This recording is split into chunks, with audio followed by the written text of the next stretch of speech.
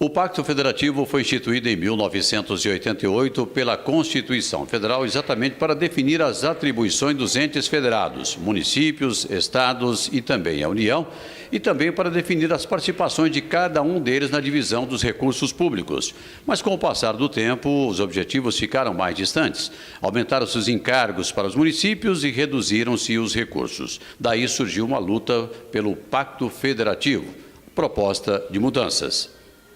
O assunto foi tema de uma reunião que contou com as participações de prefeitos, deputados federais e estaduais, senadores e representantes do governo estadual. A reunião foi promovida pela Comissão Especial da Câmara Federal que discute o assunto, com as participações da Comissão de Organização dos Municípios da Assembleia Legislativa e Associação Goiana de Municípios. O objetivo foi de colher sugestões para um projeto que deve ser votado em breve pelo Congresso Nacional.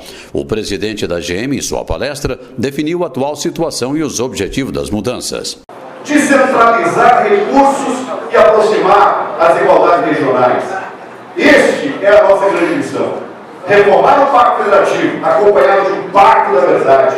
Durante os debates, houve unanimidade dos participantes quanto ao agravamento da situação e a necessidade de se promover mudanças o quanto antes. Segundo o presidente da AGM, a crise que antes atingia apenas os municípios agora afeta também os estados. Antes era só os municípios que andavam com o pires na mão no corredor do Congresso Nacional. Hoje são os municípios pequenos, são os municípios grandes e mais. Hoje são os governadores estaduais que estão na mesma condição. Então veja que hoje nós estamos pelo menos numa linha de quase de patamar de igualdade com os governadores do estado.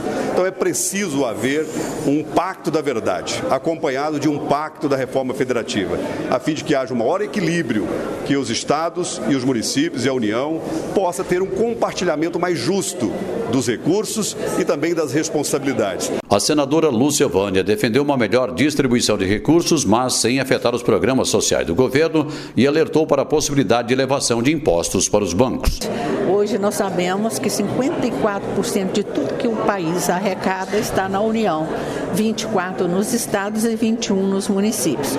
No entanto, é nos municípios que a vida acontece, né? É lá que precisa de saúde, de segurança, de escola, de estradas, de apoio à zona rural.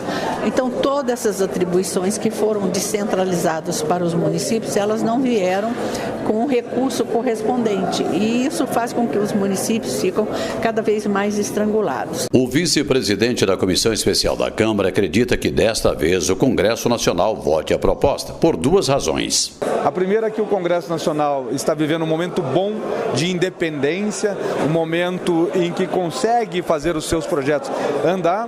E o segundo, que há uma pressão muito grande da sociedade que tem um presidente da Câmara que está sabendo ouvir. Quais são as principais mudanças, pelo menos até agora, aventadas? Olha, são duas elas, né?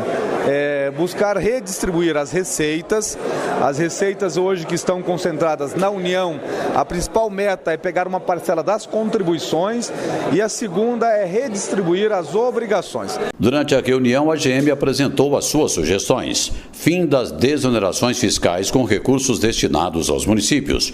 A aprovação da PEC 172, que proíbe a criação de despesas sem indicação de fonte de recursos. Participação nas CIDs, contribuições de intervenção no domínio econômico e não obrigatoriedade do PIS-PASEP.